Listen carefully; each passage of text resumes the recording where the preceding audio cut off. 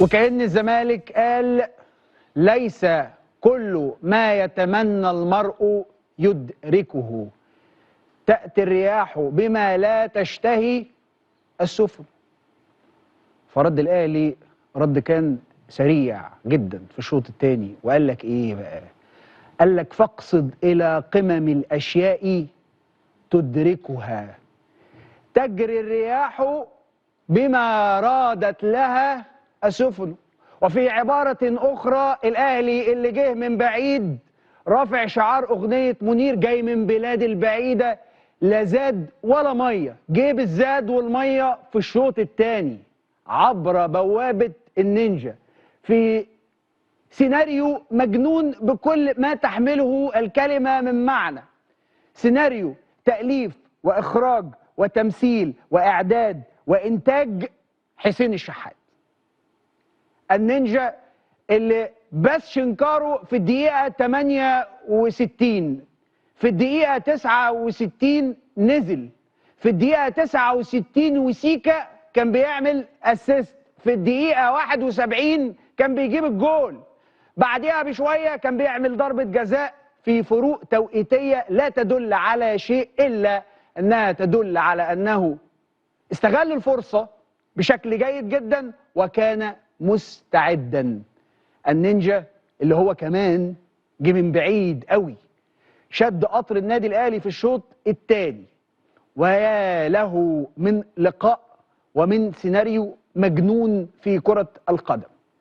الأهلي النهارده بيعبر عن نفسه في الشوط الثاني تحديدا، ويستغل هذا التراجع غير المبرر على الإطلاق لفريرا وللزمالك.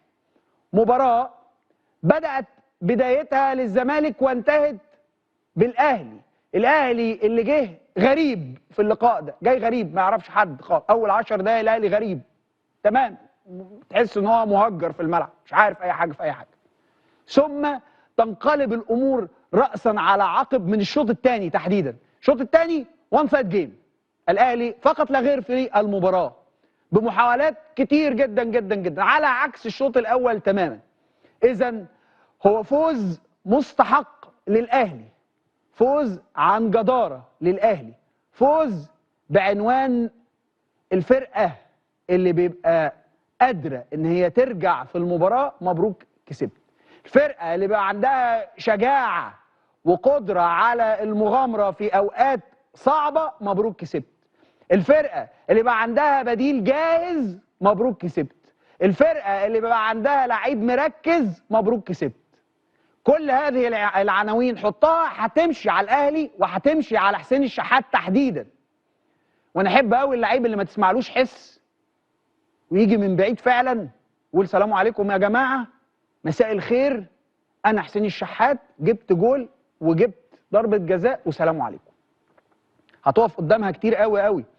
وانا ضد الاحكام المطلقه في كره القدم اللي هي ايه بقى حسين الشحات ما يقعدش تاني دكه. مفيش حاجه اسمها في الكوره ما يقعدش تاني دكه، يلعب وحش هيقعد دكه. هي الكوره كده، اللي بيلعب حلو يلعب وحش يقعد، يجي غيره يلعب. هي كده الكوره كده يا جماعه، ما تقولوش مصطلحات. انا شايف ناس كتير بتكتب الكلام ده، يقول لي يا ابو حسين الشحات عادي يعني هيلعب وحش هيقعد. انما انا النهارده بشوف واحده من اغرب او من اخطر او من اجرأ القرارات، وقفه تريزيجيه على ضربه الجزاء. قسما بالله انا لو مكانه هعملها، لو هاخد ملايين الكره الارضيه والله لو هيعملوا لي اللي ما هاخد الكره دي. اعمل يا باشا اي حاجه فيا مش هاخد الكره دي. الكره دي تخلص على تريزيجيه ما بقي له من عقد في النادي الاهلي لو اهدرها. انت جاي من باك جراوند، جاي من خلفيه ضربه جزاء راح ضيعتها في كاس العالم للانديه، الناس بتحاول تتعافى منها لحد دلوقتي. وشويه حاجات وشويه بتاع وضغوط كتير ضغوط كتير ضغوط كتير. جرأة كبيرة جدا جدا جدا، بس جرأة خطيرة يعني يعني في حته كده يعني لما تيجي تشوف خطر خطر خطر اللي هو انت انا شايف عمال تبقى ايه قلبك قاعد قوي، قلبه قاعد بأمانة الله. تسجيل هذا الهدف هيديله ثقة كبيرة جدا جدا. هو بيقول لك كده دايما يعني يفوز باللذات كل مغامر. يا باشا انا هغامر، بس لو المغامرة بتاعتي ما نجحتش كل سنة وانت طيب. فالاهلي استطاع انه يتغلب على الزمالك بفوز مستحق، وهذا هو ما يستحقه الاهلي في المقدمه. ماذا عن الزمالك؟ احقاقا للحق، بدايه هذا اللقاء كانت تدين بالولاء تماما للزمالك.